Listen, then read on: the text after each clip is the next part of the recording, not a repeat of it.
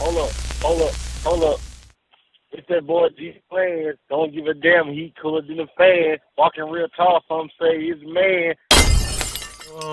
How soon? Like, what you got? Like a TV show or just like vlog by vlog? It's basically my YouTube channel. Yeah, yeah. You know what I'm saying? I just drop videos. Periodically, just drop them. Okay, cool. Or whatever. You know what I'm saying? And I've been had one to get at you, but I'm just happy to be out here. Oh yeah, man, let's do it, bro. Like, I just appreciate the time. You know, everybody doing stuff. You know. Yeah, ain't nothing to it, man. I be up here with my kids most of the time. You know what I'm saying? Because I like the. It keep me out the way. Yeah, it keep me out of trouble. So we out here. We in Atlanta, from Louisiana to Atlanta. Savage. Yeah. Like I say, it's an honor just be sitting down here, man. I consider you like a OG from back. Oh yeah, you know, appreciate it, man. It's a blessing to really make it that far because we lost a lot of people along the way. A lot of people that I knew personally that I was like everyday friends with, so it take a toll on you. Yeah. You know what I mean? But you know. Let's take it back. Let's take it back, man. Like, you know, you from Baton Rouge. Right. How was it like growing up in Baton Rouge? I'm from South Baton Rouge to be specific. And like South Baton Rouge is the Harlem of Baton Rouge. Like, you know, in Harlem, in New York, like they set the trends for the city. You know what I'm saying? They, as far as the fashion, the gangster shit, all that. Can I say shit on? Man, you can say anything. Gangster shit in the whole nine. You know what I'm saying? So my neighborhood, I'm you know, it is what it is. Like if you from Baton Rouge, you know, South Baton Rouge, we set the tone for a lot of shit that went on in the city. Yeah. So you know, we was always same hood Boosie from. Same hood as Boosie, same hood as Gates, same hood as Lil Phat. Yeah. You know what I'm saying? Like, yeah. What about like all those guys? Do you have a relationship with all those guys too? Man, I've been knowing Boosie since we used to play basketball against each other when we was little. Yeah. And we ended up playing on the same team for a little while, and then I ended up going to Capital. He went to McKinley, so we still was playing each other. Yeah. So I've been knowing him like a long time just through basketball. Like he was raw. You know what I'm saying? But I was raw too. You know what I'm saying? Like we used to, you know, go back and forth. But you know what I'm saying? Shit, even CeeLo, like CeeLo from the South, and that's one of our big dogs, you know what I'm saying? So, you know, we got a long history, man, as far as Baton Rouge is concerned. Yeah. Yeah.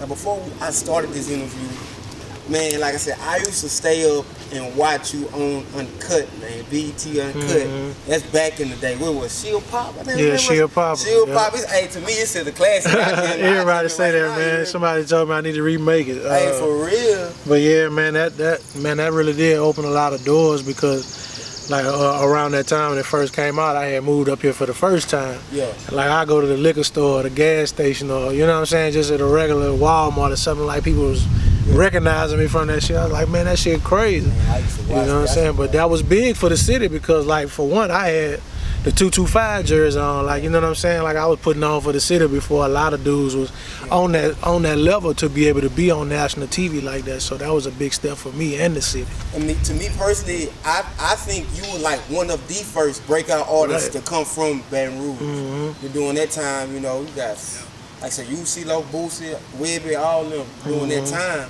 But I want to say, like, when did you start making music, like getting into music? I've been into music since I was probably, you know, 5 or 6 years old. Cause before I went to school, I was already reading, you know, so writing wasn't nothing. You know what I'm saying? I started.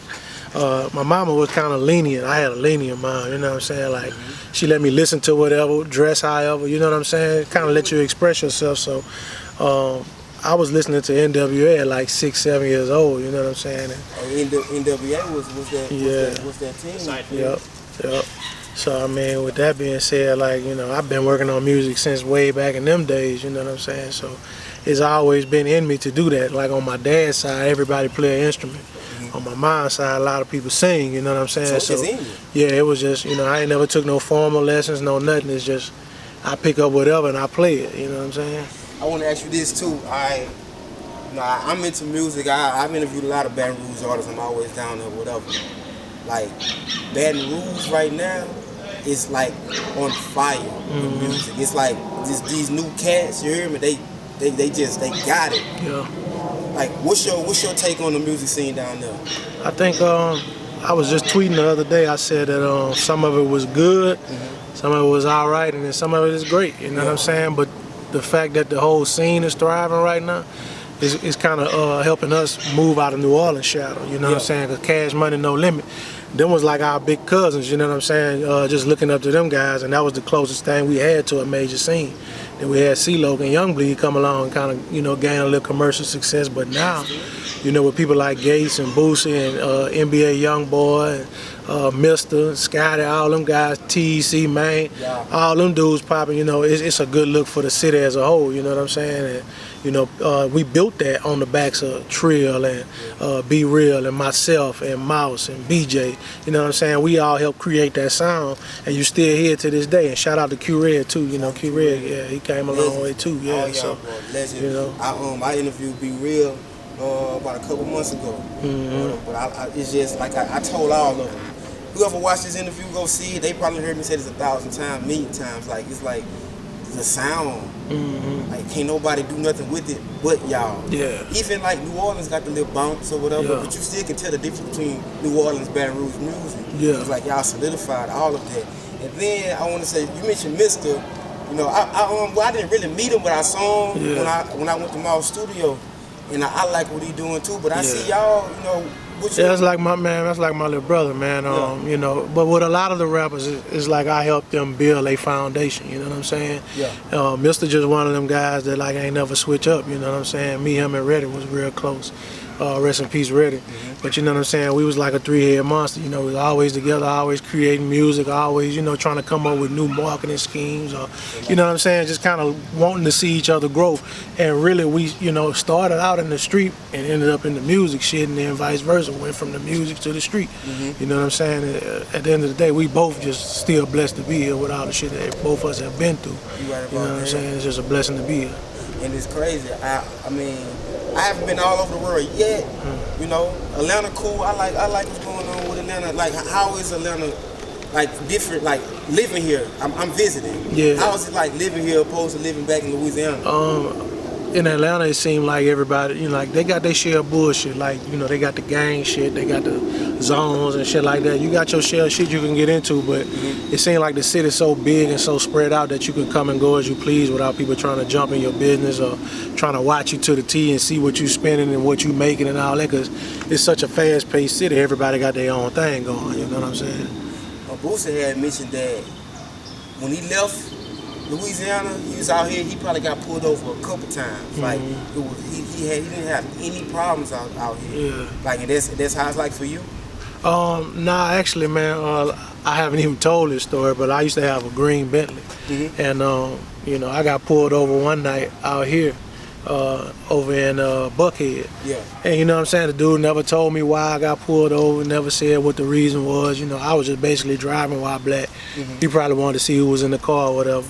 Being that I didn't have a license, because like I hadn't had a real fucking license in ages. I just got a license like fucking 2 weeks ago after 10 years, you know what I'm saying? But like that, they kept taking cars from me, but they was like purposely stopping me. And every time they stop me, I can't get my car back in the state of Georgia. Like, if you don't have a license, they're not gonna give you your car back. They take your car, dude. Like, so I could never go get it back. And if it's in your name and you got your ID, that's all you got is an ID, man. Them people not giving you your shit back. How many cars you lost? 3. So total, how much money? Oh, I don't even fucking know. I don't even know, dude. But like, that's just, you know, to me, I think cops just got their preferences. They got their picks and chooses on who they try to, you know what I'm saying, harass and whatnot.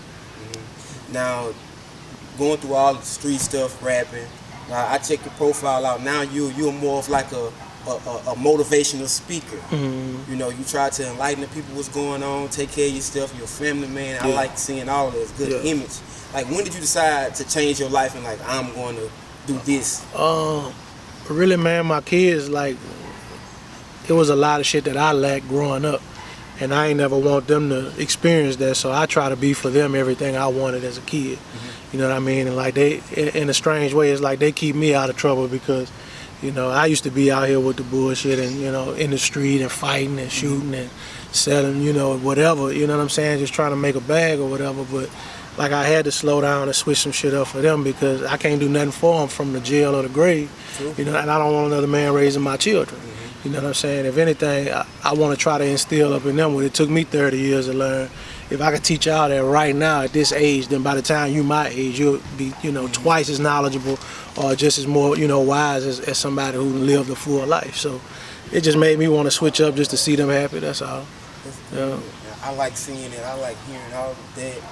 Do you have anybody like that inspire you, that keep you on track? Like, I read this book, or this person just. Man, yeah, I'm a big Malcolm X fan. I just loved his actual growth, because like he actually started in the street and was 2-bit hustling and fake pimping, and you know what I'm saying? Yeah, and he ended up, you know what I'm saying, becoming something totally different. And then he went through this phase where he was just, you know, anti-white. Everything was, you know, I'm pro-black, fuck white, you know what I'm saying? And this and that. And then he actually grew and evolved even more to something that was, you know, so much wiser and knowledgeable. Just kind of seeing people for what they was, and that's what I try to do. You know, even though we go through a lot of stuff with like cops and race type issues and things like that, I try not to let that skew my opinion or my overall outlook, because like I say, I still got 3 kids I'm raising.